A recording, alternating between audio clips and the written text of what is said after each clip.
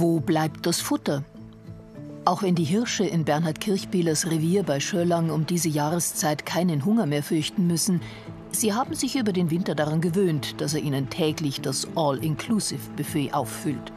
Und die Tiere sind jetzt im Frühling auch durchaus wählerisch. Wir sind ja jetzt im April schon und bei ziemlich warmer Witterung. Da geht natürlich jetzt nicht einmal dann so viel als Raufutter. Aber jetzt also ein saftiger Grassilo, wenn da der Schnittzeitpunkt passt, da sind sie schon heiß drauf. Das ist wichtig, dass man sie bei so einer Witterung auch noch bei Laune hält, dass sie da bleiben. Da bleiben heißt, noch im Wintergatter bleiben. Dabei hat es den Anschein, als wäre draußen schon genug Futter zu finden. Das ist am Laien, glaube ich, schwierig zu erklären, wenn der hört, dass wir jetzt immer noch Futter haben. Im Tal unten ist alles grün. Aber wenn wir da jetzt ums Rad herum schauen, zum Teil der Schnee noch, zum Teil braun, die braune Phase, also die Vegetation ist noch nicht so weit, dass es wirklich Äsung fürs Wild abgibt. Und das gilt eigentlich gerade beim Rotwild, dass wir die Phase überbrücken, um Wildschäden zu vermeiden. Das ist eigentlich ganz wichtig. Aber der Frühling bringt mehr als nur eine wichtige Aufgabe für den Berufsjäger. Der Winter ist irgendwie noch nicht ganz vorbei. Also die Fütterung im Wintergatter läuft weiter. Und außenrum ist aber alles schon am Blühen, am Kommen. Das Salz muss man vertragen, die Wildwiese muss man herrichten, die Ansitzeinrichtungen kontrollieren. Es überschlägt sich eigentlich gerade alles. Erst sind die Wildäcker an der Reihe. Jetzt sind wir auf der untersten Fläche sind wir jetzt angekommen. So wie es aussieht, ist da der Schnee weg. Also da können wir etwas machen. Und nachher gehen wir noch alles weiter rauf. Da ist auch noch mal eine Fläche, wo wir was machen. Und da wird es noch spannend, ob da der Schnee schon weg ist, ob man was machen kann. Solche Lichtungen im Wald sollen nicht nur das Futterangebot verbessern.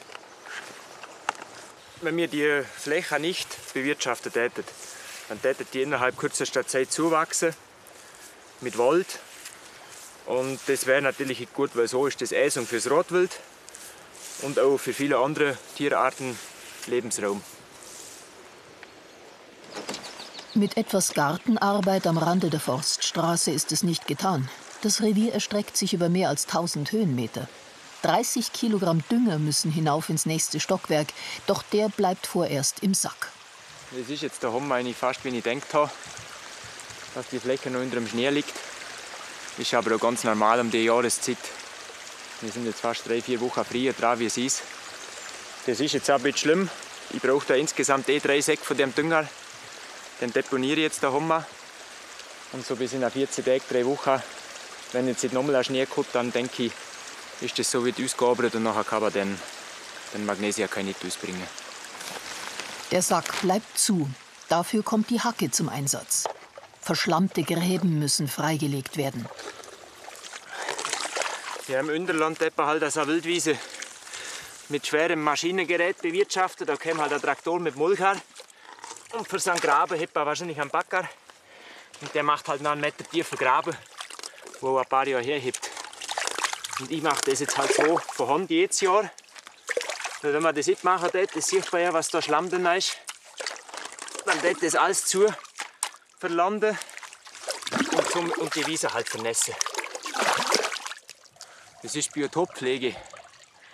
Wenn man so Flächen bewirtschaften will, dann muss man sie halt auch ein bisschen herrichten.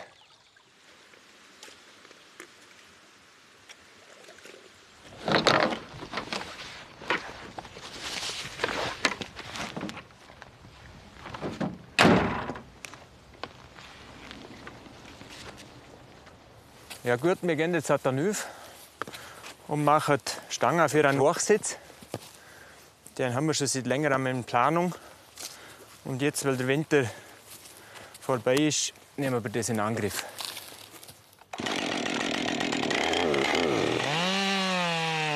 Erneut wechselt Bernhard Kirchbieler die Rolle. Der Übergang vom Landschaftsgärtner zum Waldarbeiter ist fließend. Vom klischeehaften Bild des Jägers ist um diese Jahreszeit nichts zu sehen. Zimmermannsarbeit ist gefragt. Das Material für Bau und Reparatur von Zäunen und Ansitzen wird gleich vor Ort aus dem Revier geholt. Die Schneelast hat hier einige Schäden hinterlassen. Wie man sieht, ist da der Pfahl ab. Da hinten die Abstützung, die ist abgebrochen. Und dann außen haben wir aber wieder eine neue Verblendung hin mit einem frischen Das. Jagd ist weit mehr als nur ein einzelnes Handwerk. Dass Bernhard Kirchbieler auch eine Schreinerausbildung hat, kommt ihm als Berufsjäger zugute.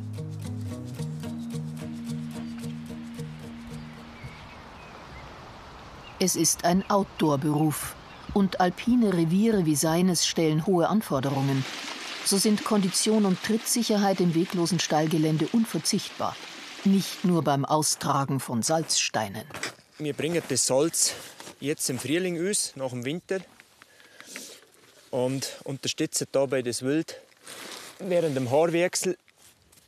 Und auch die trächtigen Stücke, weil die genau in der Zeit jetzt einen erhöhten Nährstoffbedarf an Mineralstoffen haben. Weiter geht's. Der Rucksack ist noch voll und der nächste Salzstein soll noch höher hinauf. Es beginnt der Bereich eines typischen Gamsreviers und wir müssen kurz die Köpfe einziehen. Ist da hinter dieses Rad und muss man aufpassen.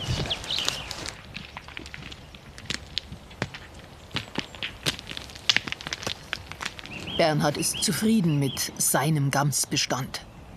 Ja, mal, wenn man die jetzt anschaut, die sind vom Haarwechsel her schon ziemlich weit. Und wenn man jetzt die körperliche Konstitution anschaut, dann geht es prächtig. Und das ist natürlich auch kein strenger Wintergewehr. Und so von der Struktur, Altersstruktur, Geschlechterverhältnis, muss man eigentlich sagen, sind wir im Oberallgäu schon noch gesegnet, auch von der Bestandshöhe her. Also ich glaube, wir haben noch richtig gute Gamsbestände. Jagdhund Pius lässt das kalt. Für ihn ist hier der Weg zu Ende. Pius ist jetzt 16 Jahre und das ist für einen Hund schon ein sehr fortgeschrittenes Alter. Und da, wo wir jetzt noch an die letzte Sulze hingehen, das ist für den Pius noch mal machbar.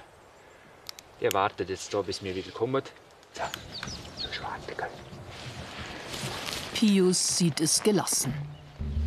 Der Weiterweg wirkt wenig verlockend.